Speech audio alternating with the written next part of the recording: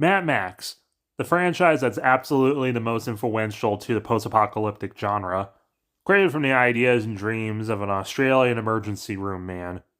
But actually, the first film isn't even meant to be post-apocalyptic.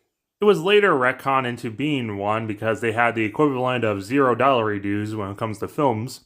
It can only afford to film in cheap places. The film opens a few years from now, whatever that means. The film opens in Anarchy Road. We meet two cops, Roop and Charlie, and they get called in because someone killed a cop and stole their car. One discussion of who's driving first, and they're off. Captain Boomerang over here is the Knight Rider as he screams 40 times.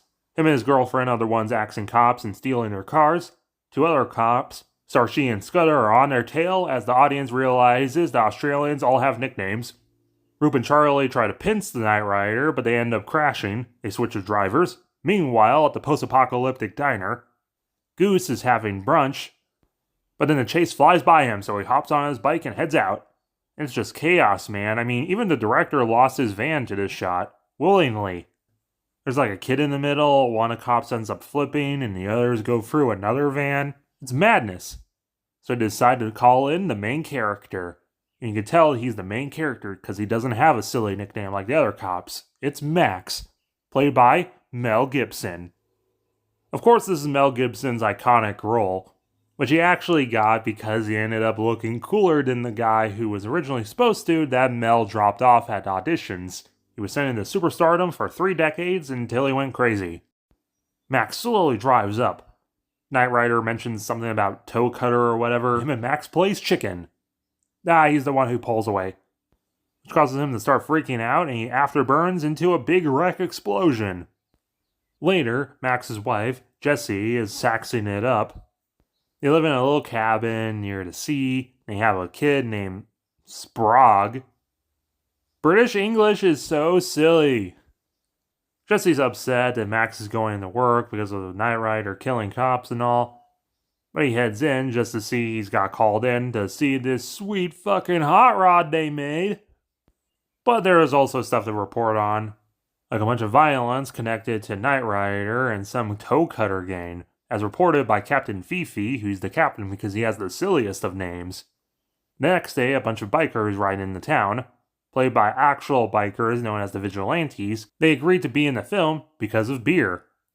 And that ambulance earlier was rented via beer, because Australia. The gang's led by Toe Cutter and his amazing hair. Somehow not burning up from wearing furs and leather in Australia. They're here to pick up what's left of Knight Rider. Poor bastard. The Knight Rider. And they start messing around with the town, dragging them behind their bikes and chasing them. Boy things. Boy things. Max and Goose are on the case. But the only one they find is Johnny the boy, who's pissed drunk and screams about the Knight Rider. But this is all according to Toe Cutter's plan, because they leave Johnny behind to be the witness, but because no one turns into the trial, it goes to mistrial and he's free to go. I guess that's how that works in Australia. So he's free to go to shoot mannequins with his friends on the beach. Then later that night, Goose is at the disco and he's seduced by the singer, which gives the biker gang enough time to sabotage his Goose's bike. They didn't put a bomb on it or even cut the brakes, they just messed with it so it'll suddenly stop and he'll go flying. He ends up surviving in the ditch, so he calls up for some help. But this is also part of the plan. As he drives by, someone throws a piece of metal through the windscreen, which causes him to crash and flip.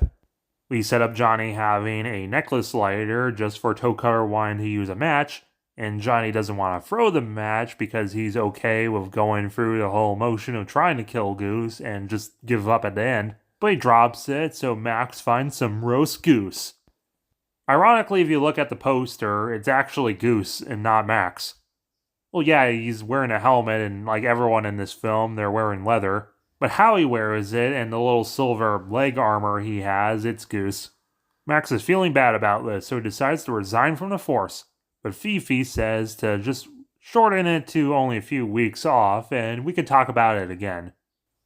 Looking at Fifi like this, he kind of looks like my dad, but with hair. I don't mean just the mustache, I mean eyebrows and everything. So Max and family are going on vacation in their hatchback. They go for the junkyard to fix a tire, and when stopping for some ice cream, it turns out the toe cutter gang became beach bums. They harass Jessie for her ice cream, but she knows what to do. She grabs Max and they head out. Guess they didn't really need that tire. And even with a deadly biker gang on their tail, they're still on holiday, damn it. So they head to their Airbnb, and then the film just becomes a family romantic comedy for a minute. Oh, you touch me with those hands and I'll rip you apart. No, look at them. No. Zombies in the woods. Actually, it's the toe cutter gang, so Max goes to deal with them. But they also somehow ran all the way back to the house, and they have the kid. And they want retribution for the Knight Rider. How did this guy get up there? Right there! I hate God. So the grandma who owns the house shoots a warning shot, alerting Max. Jessie saves the kid and tries heading out, but their lemon breaks down, so she tries booking it on foot, and this ends up getting her ran over with the kid. Damn. So Max finally becomes mad. So he grabs the hot rod, tortures the mechanic for info, and finds the gang siphoning gas in the most ass way possible, spilling most of it on each other. He tries running them down, but then he finds a bike in the middle of the grass, and it's a trap, as he gets shot in the leg. Lucky for him, the gangs went down to Toe Cutter, Johnny the Boy, and Miscellaneous. Unlucky for him, his hand gets ran over, so he has to offhand shoot Miscellaneous and chase Toe Cutter in his car.